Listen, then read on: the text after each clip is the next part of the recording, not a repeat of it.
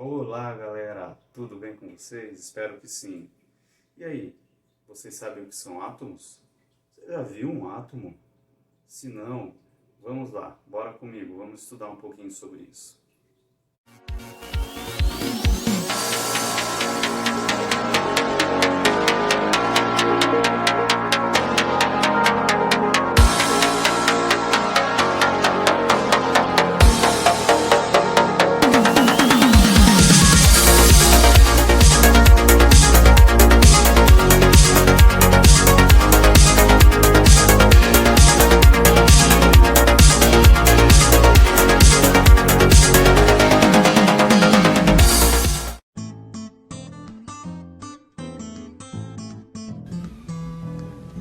Olá, galera! Espero que esteja tudo bem com vocês.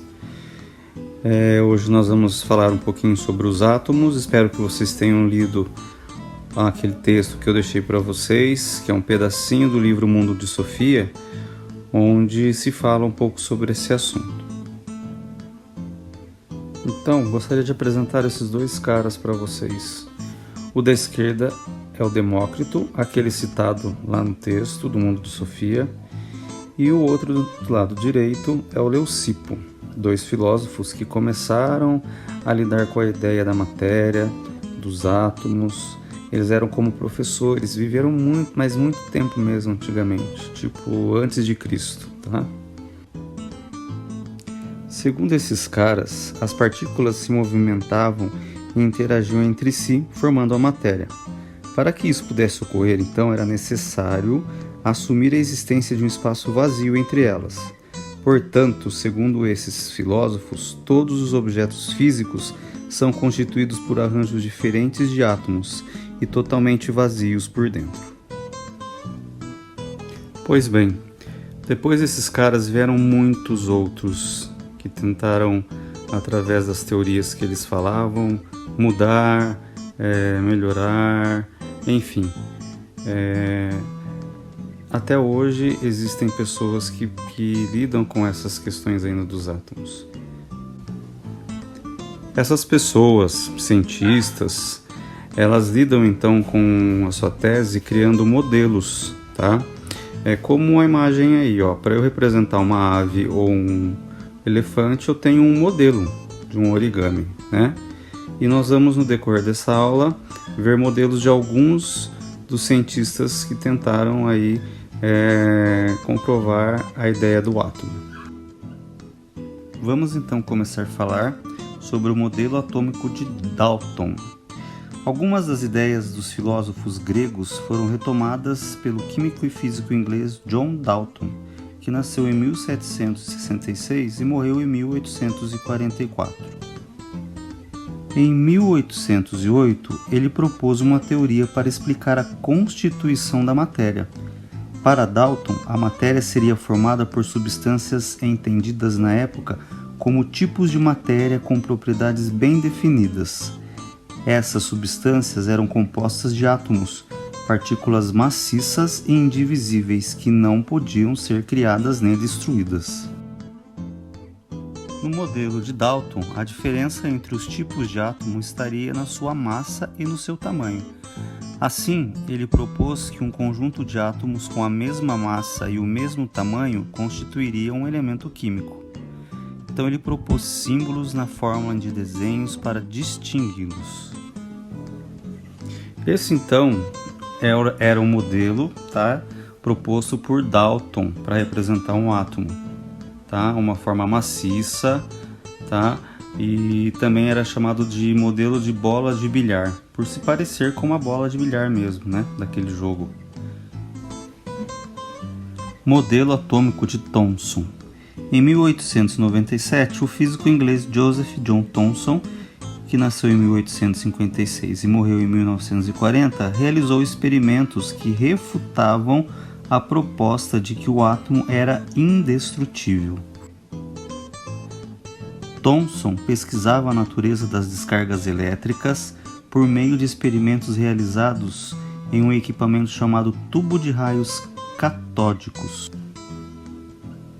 Com base em seus resultados experimentais, ele identificou partículas com carga negativa, posteriormente denominadas elétrons.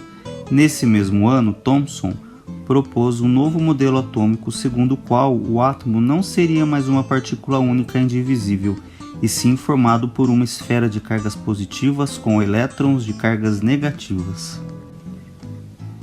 Esse então era o modelo de Thomson, tá? Também conhecido como o modelo do pudim de passas, por parecer aí um pudim e essas bolinhas que são cargas, né, negativas, sendo as uvas passas. Bem interessante, né?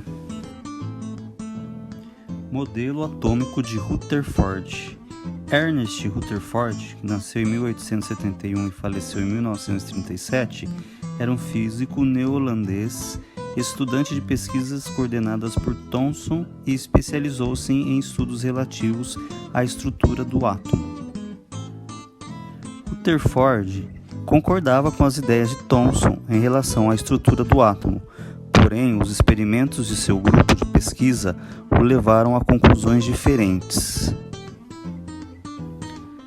As observações de Rutherford e de outros pesquisadores contribuíram para a elaboração de um novo modelo atômico, segundo o qual as partículas com cargas elétricas positivas, chamadas de prótons, ficavam no centro do átomo, formando um núcleo denso, enquanto os elétrons de massa muito menor que a dos prótons estariam girando em torno do núcleo, descrevendo órbitas na região conhecida como eletrosfera.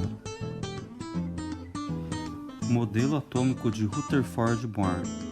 O modelo atômico de Rutherford ganhou várias contribuições de outros cientistas, entre eles o físico dinamarquês Niels Bohr. Bohr propôs suas ideias com base em experimentos nos quais era realizada a queima de distintos elementos químicos com geração de luz de diferentes cores. Ele associou cada cor a determinada quantidade de energia. Bohr, então, considerou que átomos de diversos elementos químicos apresentam elétrons distribuídos em camadas ao redor do núcleo, as quais possuem diferentes níveis de energia. Dessa forma, ao absorver energia, os elétrons dão saltos diferentes e, ao voltarem à camada original, liberam luz com uma cor característica daquele elemento. Dessa forma, de acordo com seus resultados experimentais, Bohr complementou o modelo atômico de Rutherford com os seguintes aspectos. Primeiro, os elétrons giram em torno do núcleo formando camadas ou órbitas. Segundo, cada uma dessas camadas ou órbitas possui um nível de energia e pode comportar um número máximo de elétrons. Terceiro, ao observar certa quantidade de energia, o elétron salta para uma camada mais energética. Ao retornar à sua camada original, libera a mesma quantidade de energia na forma de luz. Essa imagem então representa o modelo de átomo de Rutherford-Bohr.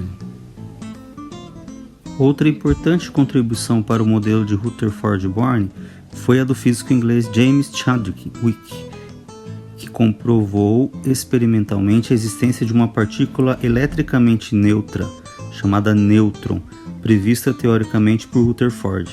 Assim, prótons e nêutrons formariam um núcleo e a eletrosfera seria formada por camadas de energia nas quais estão localizados os elétrons.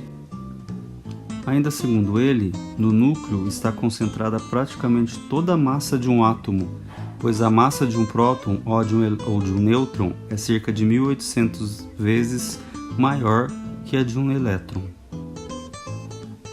Galera, é isso. A evolução dos modelos atômicos, porém, não parou no modelo de Rutherford-Bohr.